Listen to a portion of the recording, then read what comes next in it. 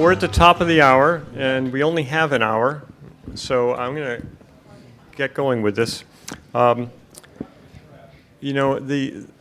so tickled at the BBU to have the Joe Val Festival back in full swing, and it is a labor of love for the BBU, and I think that having a festival that honors an individual we care so much about, it's not hard to recharge and put this thing together, because that's your moral compass, and there's a purpose to it. I think if it was just the Boston Bluegrass Union Bluegrass Festival, it'd be tough to get going each year.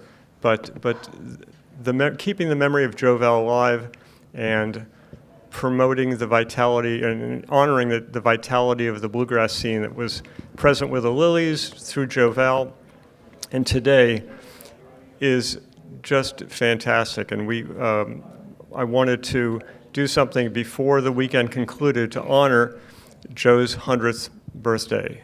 And I'm going to just read a few notes here. I'll probably dispense with them because most of you know more than I do about Joe Val.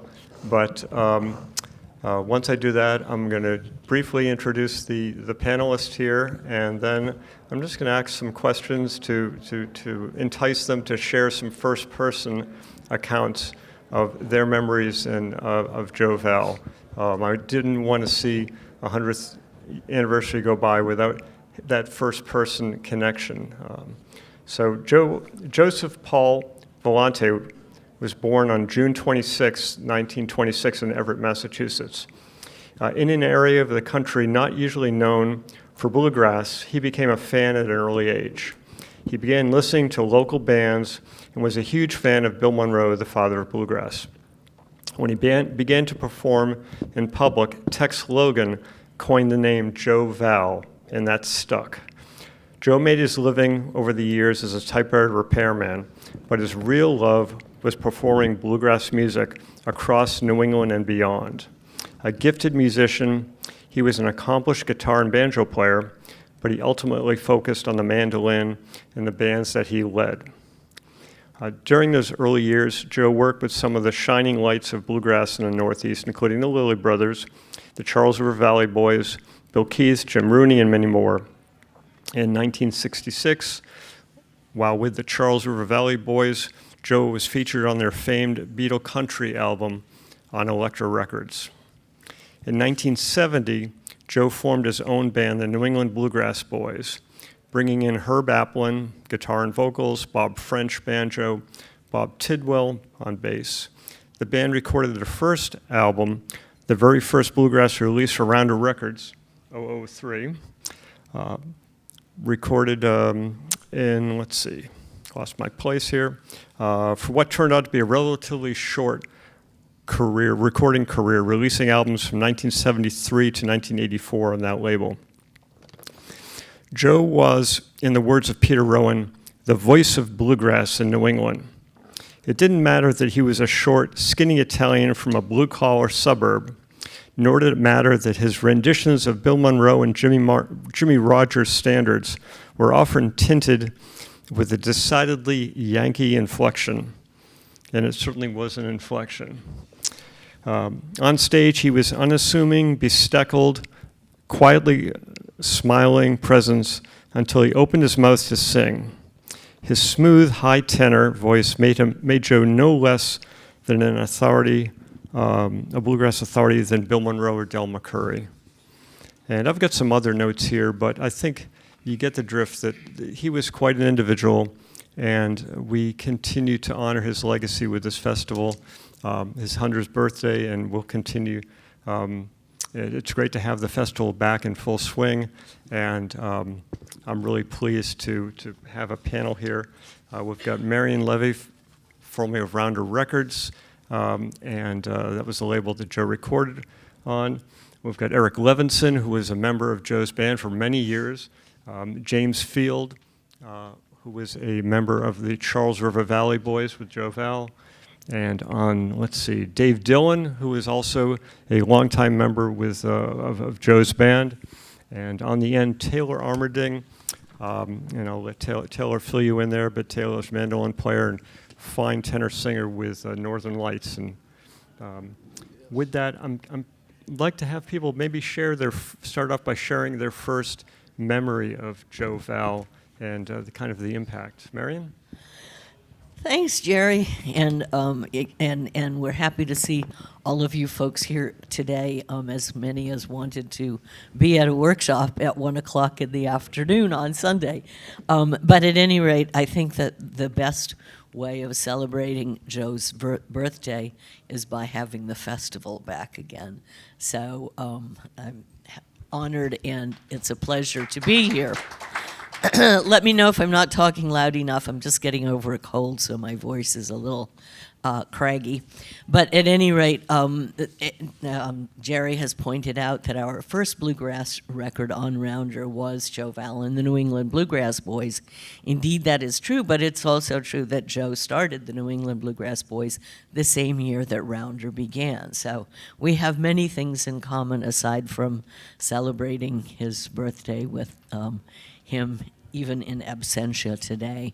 And the other thing that we have in common is we were all, like Joe, from the North. And I always want to sort of point, well, that's another wonderful thing about the festival, is this is the first time, the years of the Joe Val, honoring Joe Val Bluegrass Festival, that there was a major national bluegrass festival in New England too. And Joe was certainly a major bluegrass voice long before that. And we were honored to know him both from, I think the first time I heard Joe was with the Charles River Valley Boys. Ken and Bill both heard him before that with Val and Applin and Keith and Rooney and so forth. But my first time was at Club 47 with the Charles River Valley Boys.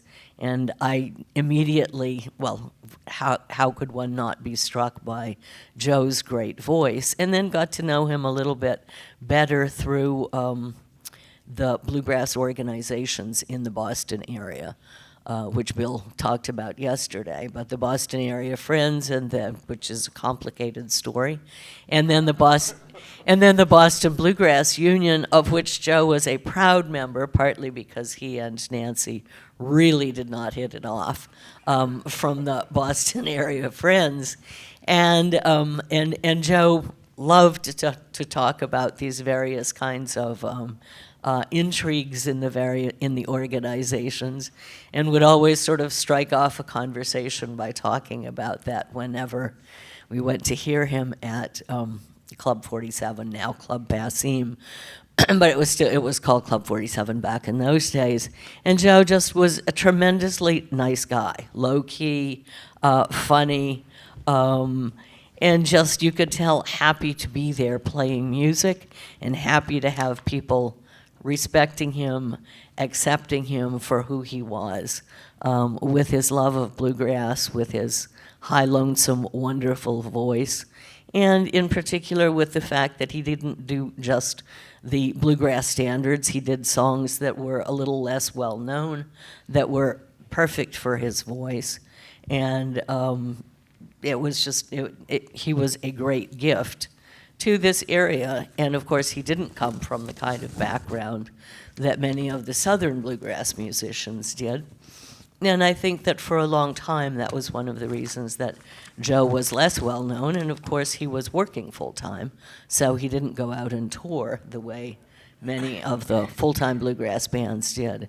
So we were lucky to have Joe here, and fortunate to interact with him in all of his interesting ways.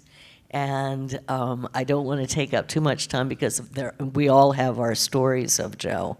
But mine are, for the most part, just wonderful stories. He was an amazing person, an interesting person, loved the music, and really loved, as I said before, being accepted and respected for all of himself, not just Joe Val, the typewriter repairman, or Joe Valiente, the typewriter repairman, which I also liked because I loved and still do typewriters.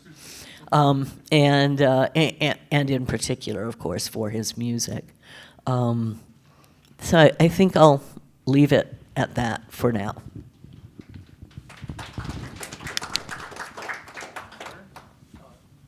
Yeah, I guess I have. This is on. I guess I have probably more entertaining stories for a little further in about what it was like to travel with Joe. But I came up here from the New York area, where I grew up to go to college, and never was near bluegrass. The music I listened to but never played was essentially what doo-wop, and just because of my own personal following, and it was on the Crow Jim rather than the Jim Crow side of rock and roll, which meant that you didn't tend to listen to white bands. So I would go to, even in high school, I would go to shows at the Apollo. And so I was in a dorm down the road from the Club 47, and I would walk by all those long lines on Palmer Street at the original location. And I kind of knew, I mean, I had heard of Joan Baez, I sort of knew what was happening inside, but as I mentioned to Jim this morning, I didn't know I would spend the rest of my life with all those people who were in there at the time. But, and so I moved into a house that Steve Watt was in, and he essentially introduced me to music. And that was right around 1970, so I think I began going to Passim to see Joe, who was essentially the house bluegrass band at that point. And that was the first sort of live bluegrass I had contact with. So anyway, I clearly loved bluegrass from the first time I heard it. I really like harmony singing more than anything else, even though I don't in public sing a note, for which you could all write me thank you letters later. And then I was very lucky to be any number of times at the right place at the right time. Joe Val didn't like meeting strangers. He loved people once he knew them, and especially if they revered him, he didn't hold that against them. But like the first time we went to Europe, it's almost like Paul and I forcibly dragged him. I mean, he was sort of really working class, Italian, Boston area, who had, out of humanity, made the choice to play music rather than join the mafia. He grew up on Winter Hill, which was Winter Hill. It wasn't named after Howie Winter, but Howie Winter was living there. And evidently Howie Winter loved Joe's mom's soups that she made. I mean, so Joe really was hanging out with that crowd and made some choices. Certainly very lucky for me and a whole lot of us. But yeah, so I can talk about foibles later on in terms of, and I'm sure if Joe were around, he could tell you a whole lot about my quirks when traveling. But anyway, I'll pass it on to James. I actually can't remember when I first met Joe, but the thing that impressed me about him is that he was a full generation ahead of us. So he had literally grown up, was already a young adult in the 40s. And the music he was listening to were all these classic, Ernest Tubb, Bill Monroe, Hank Thompson, all in that era, which were on the radio at the time. So that was in his blood. That came home to me. I didn't think about that, but it came home to me when we were talking about the song "I Wonder Where You Are Tonight." And I said to Joe, I said, I'd like to do that slow. And he said, well, that's the way it was recorded. And it wasn't until younger, peppier bluegrass bands came along that it got sped up. Anyway, the Charles River Valley Boys had existed for a long time. And along about 64, I think, John Cook decided to take a year off and to go out west, and he managed Big Brother and the Holden Company with Janis Joplin. So that left the guitar position open, and they invited me to join, which I did. And that's when I began the great experience of being able to play and sing with Joe. I've just had a memory of performing with Joe. And I've always had a slight tuning problem. And the problem is I can hear that a chord is out of tune as well as anybody. But I would tend to reach for the wrong key. And at one point I was digging myself a hole deeper and deeper. So Bob Siggins took care of keeping the audience occupied, which he was very good at and loved to do. Meanwhile, Joe and I stepped back, and Joe twisted all the right tuners. And then when we had it, he said, "Weld it." Got that from Red Allen. Did he? I don't know. I might have. Red would say that. Anyway, so it was an incredible privilege to play with him. And as I said, he did not have to go down to, as we who came later did, he did not have to hitchhike down to Union Grove and Galax and stuff to kind of hear the real thing. He'd grown up with the real thing. I think an eye-opener for me was the first time I heard Joe and Herb Applin sing together. And they were the same age, they'd grown up together, they'd listened to the same music together, and they had one of the finest duets, I thought, that I'd ever heard. And I remember thinking, oh my God, that's how it's supposed to go. So during the year that John Cook had taken off, I joined the band, and through a strange chain of events, which I'll describe to you later, through a strange chain of events, Elektra Records, we had already started doing 2 Beatles songs, performing them. I'd come into a rehearsal and I said, hey, the Beatles just recorded a bluegrass song called I've Just Seen a Face, so we got to do it. So we did, and then we also did What Goes On in Your Mind, which is Ringo's idea of a country song. So we used to do those 2 songs, and there was a big, I don't think it was a bluegrass festival, I think it was a general folk music thing called Winterfest at the Heinz Auditorium. And we were on it, and we came out, and we did I've Just Seen a Face, and the house came down. I mean, it was, I think, the biggest reaction I've ever gotten from an audience. So we figured, well, maybe we have something here. And we took the idea, we made a demo of those 2 songs and 2 actual bluegrass songs for Paul Rothschild. And he was working at Elektra. And anyway, in order to keep, at the time we said, wouldn't it be goofy if they asked us to do like all Beatles? What the hell would we do? And that's, of course, what happened. Anyway, I think that was a bit of a stretch for Joe, because he had a real sense of how something, this classic sense of how something should go.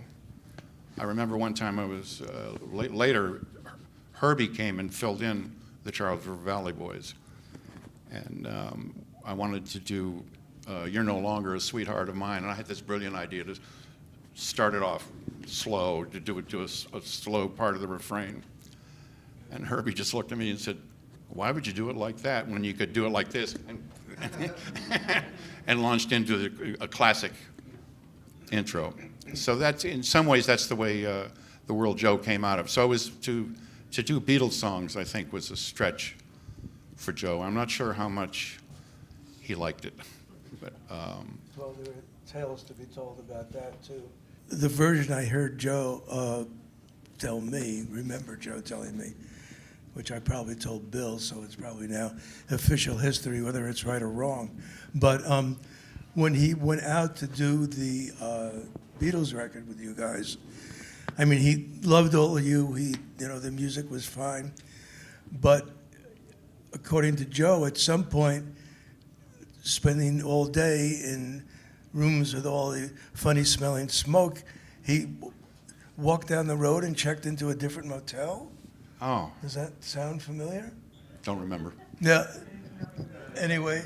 I think that was me.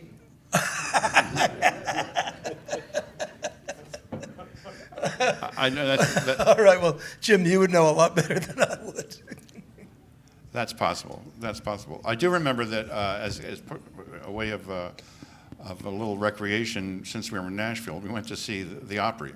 And one of the acts was Ernie Ashworth, whose big hit was Talk Back Trembling Lips. And he came out in a canary yellow, full head-to-toe uniform with big red lips all over it. And Joe thought that was hilarious. Every time he would recount that, he would crack himself up because it was hilarious. Anyway, it was a real privilege to get to play with Joe and to sing with Joe, and I was just really lucky to be in the right place at the right time, and I miss him a lot. Well, trying to remember when I first saw Joe. Must have been probably in the 60s. Now, what part? Probably, it could be early. I certainly was aware of him well before the Beatle Country album that you just mentioned was cut. But I first saw him in either the Club 47, that's more likely, as the early one of the two clubs in the same place. But later also, and then later on played with him in the Passim after I joined the band. But I got familiar with him to a degree, and in around 19, I'm kind of going to skip a few years, I guess. Around 1970, early 70s, now I was living in the Boston area. Well, I'm a native to Jamaica Plain, actually. But anyway, I remember, I'm quite sure I'd first seen him as a member of the Charles River Valley Boys, playing the mandolin and singing, kind of stuff that he later became so famous for. And but I also became aware that he, about 1970 or thereabout, that he teamed up and did some of the best duet singing I've ever heard with Herb Applin. But anyway, for a while before I actually joined Joe, I worked with Don Stover, guitar player, and by that, Stover used to sing some tenor before I knew him. But I think by the time I first met Stover, he had stopped that, so I was stuck with all the tenor. So it was, I think all the members were, well, I did see John Cook, I think, with Joe, and Bob Siggins, whose name James just mentioned, I think. Yeah, he was a banjo player and good part singer, they could work out some decent trios, and Joe was part of that. I spent about roughly 2 years playing with Stover, but then in the early 70s, there was a lot of get-togethers on weekends in the summer, particularly on the Cambridge Common. Richie and Margaret, well, particularly Richie, knows something about that. We'd have a good audience with there were musicians playing with us who I haven't seen for years, and I don't know if they're still around. But one of them eventually, in fact, two of them, well, Joe and Herb, I think, both heard us play and sing and so forth at that point, and that was, I think, the first time that I actually was introduced to Joe and actually conversed with him. In the summer of 1973, I left Don Stover and joined Joe. I was invited as a guitar player and part singer and lead singer, shared the lead stuff with him. And I kind of was anchored in there as far as part of the band, and I lasted until about the fall of, well, I think I gave him a notice, the fall of 1980, but I promised to stick around and help him out in the first part of 1981 because Dave Haney, who was from Minnesota but lived in the Boston area for a while, he was chosen as my successor when I made known that I was going to leave the band. We did work during that period, 1973 to 1980. We did quite a few festivals, some in New England and other parts of the Northeast. We got, I think, as far south as Berryville, Virginia in the early days. That was when Bob French was playing the banjo. You knew him, I guess. And he sang on the baritone. And we also got, though, into, I said, I think, all of New England. Well, I mean, all over New England, not everywhere. But one of the places that we actually ended up doing twice, it was a festival in Nova Scotia. And I think that was in between 1975 and 1980. And we ended up going there twice, took the ferry once, part of the way one time, and drove the other time. And it was a place called 9 Mile River, and we met for the first time Neil Rosenberg, who later became famous for writing the book Bluegrass: A History. There were times to converse a lot, and because we only did one trip out of the area by plane. I know it was north of Toronto, and I think it was, I don't remember the name of the exact town. There was a festival there. I think that's the farthest north we've been.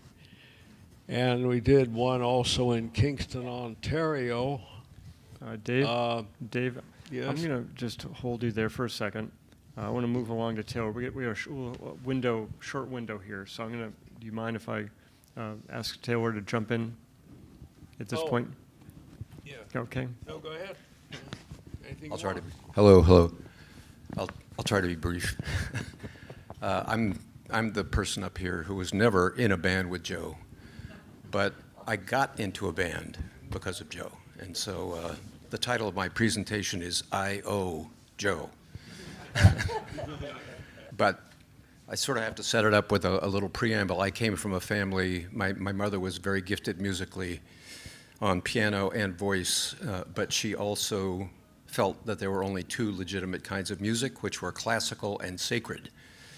So I barely knew what rock and roll was, folk, country.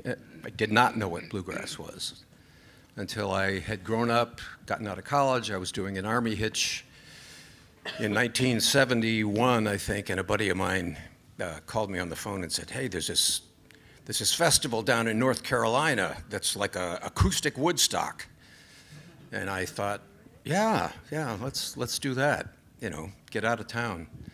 So I was in D.C. at the time. So we drove down there and got out of our cars and in a mud hole, basically. It had been raining for 3 days at Union Grove, North Carolina. But every campsite was full of people jamming, and I just walked from campsite to campsite, and I'm looking at these people. It was, if you know anything about the Bible, it was like Paul on the road to Damascus, getting hit. And I'm looking at all these guys, and there's no sheet music, and they're still playing. And I couldn't figure out how they knew what to play, or they could play 1,000 notes a minute with no sheet music. That's how revolutionary this was to me. But I fell in love with it to the point where when I heard the James Taylor song a couple decades later or more, also writing about North Carolina, Copper Line.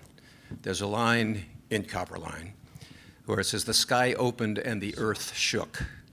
And that's kind of the way it was for me. I was so blown away by bluegrass, I just fell irretrievably in love with it. So I moved up to Boston because I'd done some of my growing up on the North Shore in the early 70s and started looking around for bluegrass. And sure enough, the BAF, the Boston Area Friends, had just gotten into gear or was doing shows. And I went to one of those shows, and I stuck around later on for one of the jam sessions. I'm pretty sure Richie Brown was playing in one of those jams, but I started asking people who gives guitar lessons, because all I had played was guitar. And they took me to a guy named Dick Fiji. Some of you may remember Dick. And so I started taking lessons from him, one tune a week at the old Joe Clark house. And at some point along the way, I was desperate to get into a band, and I thought, I'm not going to be able to do that. There's too many guitar players. I have to learn something different, either banjo or mandolin. So I thought, you better learn the mandolin. And about a year after that, I had learned a few tunes. I saw a classified ad in the Boston Phoenix. Remember the Boston Phoenix? Yeah. Yes. Saying, established bluegrass band needs mandolin player. And I thought, yeah, that's perfect. I can barely play. But I called the number, and it was Dan Marcus. Some of you, I hope, remember Dan. Know him. And he said, well, sure, come on, we're having a pickin' party on Saturday night at the bass player's house. That was the late, great Marty Sachs. So I went to that, and Joe was there. And I knew who he was. I mean, to me, it was like meeting Paul McCartney. And we did some singing together, but at that point, I had bought myself a $12 Stradolin plywood mandolin and tried to learn some chords and stuff like that. And so there we were, but I actually had listened enough that I knew a few songs, and so I was able to sing some harmonies with Joe. And I was, that's what gave me the goosebumps, was singing harmony with a guy like that. So a week later, I hadn't heard anything. I thought, well, that was that. But then Dan called and said, well, we'd like for you to work with us. And I was over the moon. So, we started rehearsing, and about a month later, I said, were there anybody else who applied for this or called? He says, oh yeah, there were 4 or 5 people. And I said, could any of them play? And he said, yeah, a couple of them were good. And I said, why in the world did you choose me? And he said, well, I talked to Joe. And Joe said, he'll learn to play the mandolin, but he can sing. That's the guy you want. And so I owe Joe. And there was one other small anecdote. Go another 12 years to 1984 when he was sick and dying. And it was coming up on New Year's Eve, and Dave Haney called me 2 days before first night and said, Joe can't play. Would you fill in? And, I was happy and sad. Talk about bittersweet. And So I went in there, we played, and all of a sudden I realized that over on the side, there were some people that I recognized. That Joan Baez was there. Fritz Richmond from my absolute beloved Queskin Jug Band was there. And John Cook. I didn't really know John, but I had seen him play with Joe. And they came up at the end of that show, and we did Angel Band together. And so I talked to Dave afterward, and I said, thank you so much for having me come and play. Why did you pick me? Because I still was somewhat unsure about my, I had come to it as an adult, not as a kid growing up. And he said, I talked to Joe. He said, ask Taylor to do it. So I owe Joe.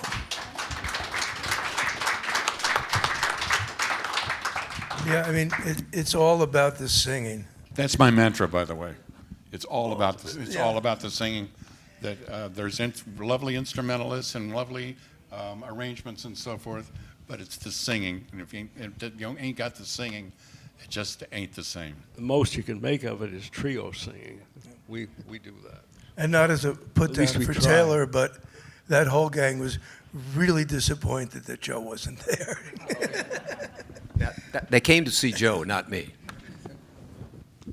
We've got a little short window left here, and Eric alluded to traveling on the road with Joe, and I thought maybe before we take some remarks from the floor, I thought maybe he could share a story or two. Oh, yeah, I mean, there were, kind of quirks, and I actually warned Danny Paisley yesterday that I would tell this story, but Joe certainly liked his coffee in the morning, and if we hit the road, we weren't always staying someplace that had a coffee shop. So certainly by a half hour down the road, Joe would say, Eric really needs his coffee. And the other funny coffee thing is when Danny Paisley, when he came to with us on our first European trip, which, by the way, we could do because Joe was better known in Europe than he was south of the Mason-Dixon line. And that was partly because Bill Keith got impatient with, I don't know who had issued the Keith and Rooney record, that Prestige. They wouldn't reissue it, and Bill just went ahead and bootlegged it. And so there were album sales in Europe, and people in Europe had heard of Joe Val, which nobody south of the Mason-Dixon line had. But anyway, so we put Danny as low man on the totem pole in rooming with Joe. And after a couple of days, Joe was driving him crazy, and one of Danny's tales is Joe would say, complaining about me because I was booking the band, so who else, do you pick on but the band manager? He would tell Danny, you can't talk to Eric before he's had his morning coffee.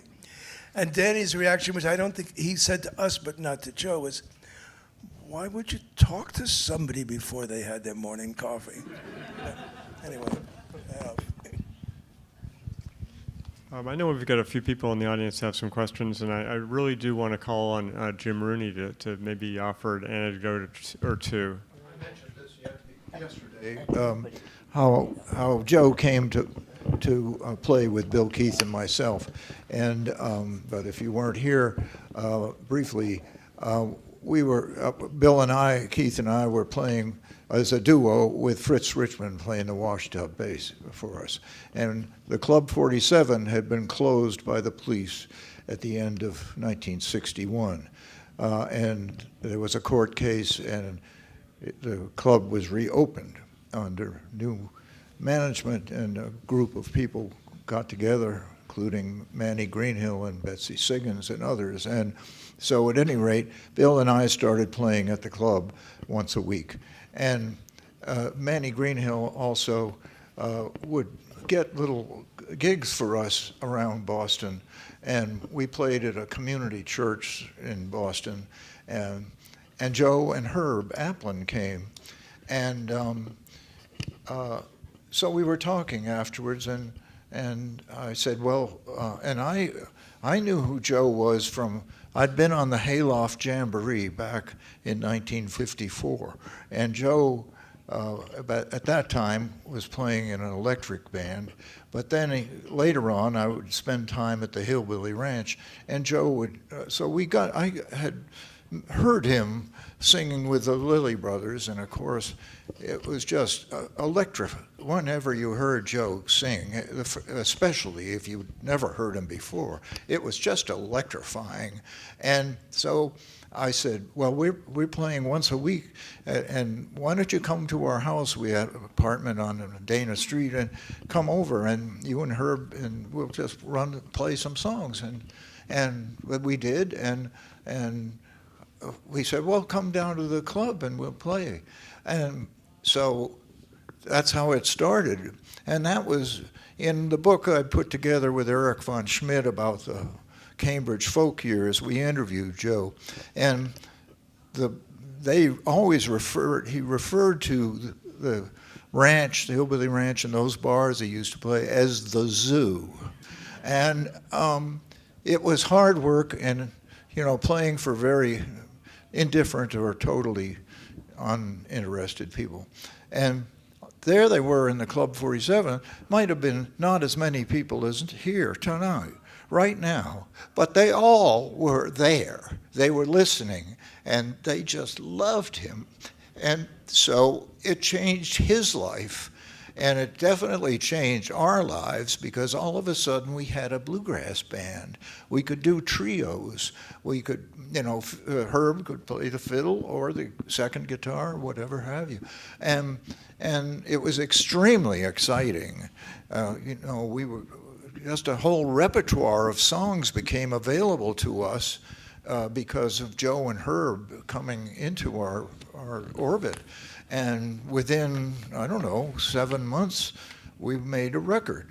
And, and I think back on it now, that was the first time Joe was recorded.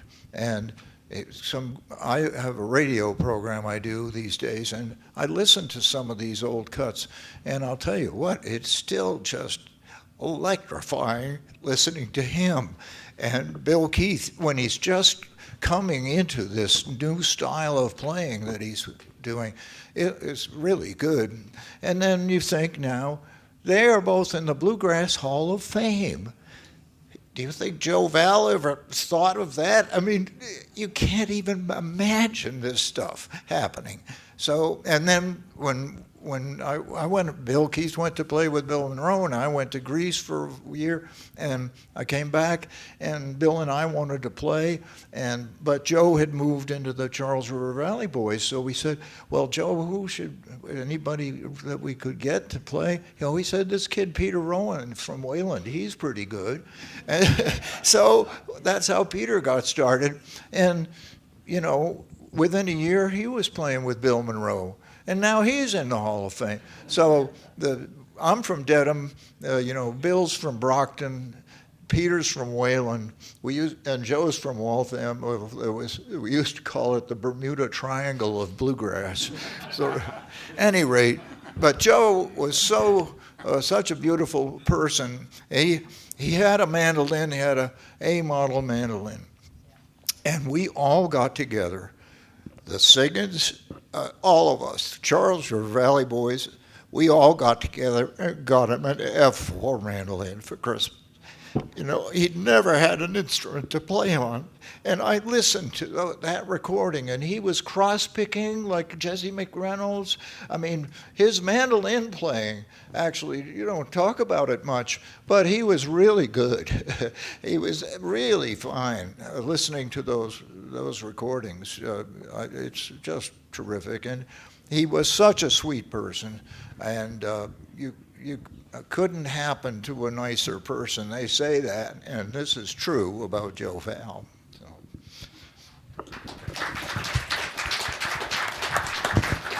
Thank you, Jim. Margaret, would you care to share any thoughts about Joe's early days with the BBU and those mailing parties? So when the BBU started, I'm trying to think, I'd heard of Joe just to back up a little bit, when I was in college, because my roommate was in love with the Charles River Valley Boys, and so she would always play their records, and she liked Joe's voice, but she was the young teenager was in love with like Fritz Richmond and those guys, and but when the BBU formed later on, when I moved to Boston and met Richie and got into more into the bluegrass scene through that. I met Richie through the woman I knew in college, but and then we got the BBU going. I met Joe at various times when he'd come to people. He'd like to hang out when people were picking. He'd just come around and stuff.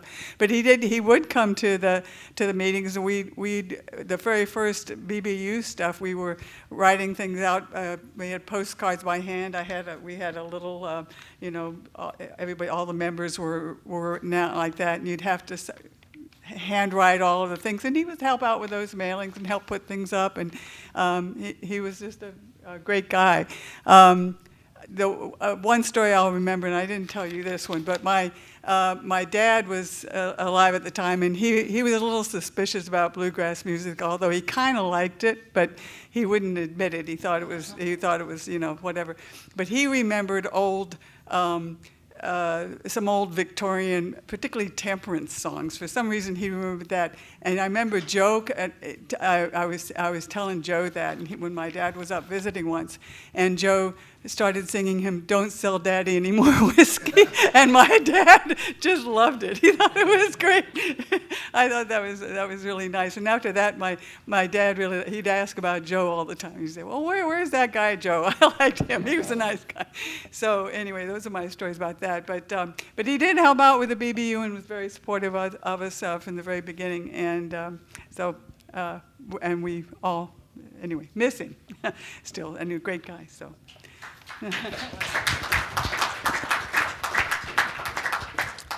Anyone else care to share any Joe Val experiences? And I just wanted to say also, before sort of following up what Jim was saying, and there being from the Bermuda Triangle, that almost any place north of the Mason-Dixon line, to many people who are bluegrass fans, was the Bermuda Triangle, and that was, I think, part of what. In addition to Joe's not touring a lot, made him so little known except in this area. I first heard him in college with the Charles River Valley Boys too. Absolutely loved his voice, and I think a lot of people sort of and then were totally shocked at the number of songs that he knew that were different from the ones that were done at every festival that you went to. You'd never hear the same kinds of songs that Joe did, or that Joe and Herb brought to the music, as Jim was saying. But I mean, it's partly the period of bluegrass that he drew a lot of that material from. It was from the earlier days, and it was lesser known. Plus, we were here in the Bermuda Triangle of New England, so and thankfully the BBU came along, and I think that Joe really appreciated the fact that it was run by folks who welcomed him and looked at him as, someone that they really respected and really loved. He was a great guy. My dad played with Joe for a short time in the 70s. I was 9 years old. We went out, we had a gig in Boston, and we had a big family, 5 kids, so when we got to go out to eat, it was a big deal. So we went out to eat. Joe actually was paying for dinner that evening, and it was an Italian restaurant on the north side. So I'm 9 years old. I ordered my spaghetti and meatballs. Now, they hadn't played, so you can just imagine where their story is going. And I cut into my meatball, and it fell in Joe's lap. He was sitting next to me. Now, he had not been on a stage. My mom and dad never knew that this had happened. Never knew it. So he just looked at me. He was such a nice person. And as a 9-year-old, he touched me with his kindness, and I hope that I bring that to the music.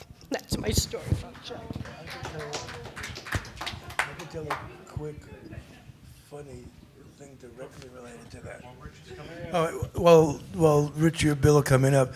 So Joe was very sweet.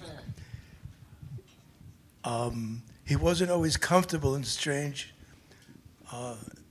situations. And in Europe, but he hated offending people.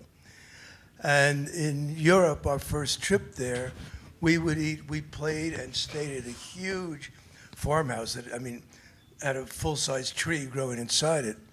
And the woman of the house, who was our friend Unik Janssen's wife at the time, was a really good cook, and they would go to all parts of Germany for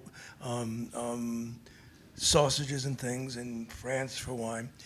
Anyway, so she made a very special meal, and Joe, of course, was, the guest of honor. And so she serves him the first helping of what her specialty was.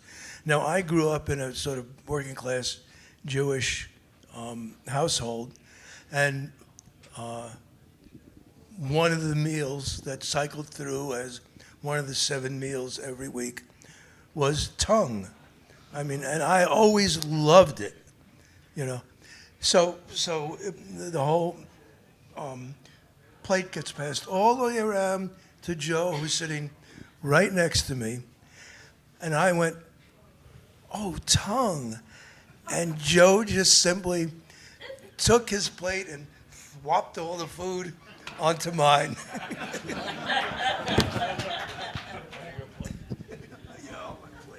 On my plate, not on my lap. Eric, you said how Joe mostly grew up in Somerville, Winter Hill. Joe Jr. and once told me the address, and the house is still there. It's the second floor of a very working class place. But the main thing I wanted to just share is that I remember the last word that I ever heard from Joe, because it was the last word he used every time I spoke to him on the telephone. Peace. Yes, I remember that. Richie, why don't you come on up? We just got a second or two. We've got bands queued up. So who's ever wanting to talk to me for a second anyway. But I think that the theme of this should be we all owe Joe. Joe was the, Joe kind of put New England on the map as a place where bluegrass existed. I have connections to all of you guys. I know things about you. I remember dates when we were at places, and some of them you've actually gotten slightly off, but that's okay. I'll tell you when that happens, and the people that were there. And I remember. Let's see. I met Jim at Ralph Rensler's house, and he was playing with. You were playing with Dave Grisman you and Bill were playing with Dave Grisman at Gertie's, and we went to hear you sing there and play, and Gertie's was like usually a week-long gig or 2 weeks or whatever they did. And I remember we went there and we went to Ralph's apartment, and you were staying there. He wasn't there, and you were saying, and I was telling you I was going to come up I was moving to Boston, and you said, wow. I said, well, I'm going to be taking over the 47, and we're going to have a lot more bluegrass. And I said, whoa, all right, I'm going to the right place. And you also told me, that Everett Allen was going to be taking over the bass for playing for the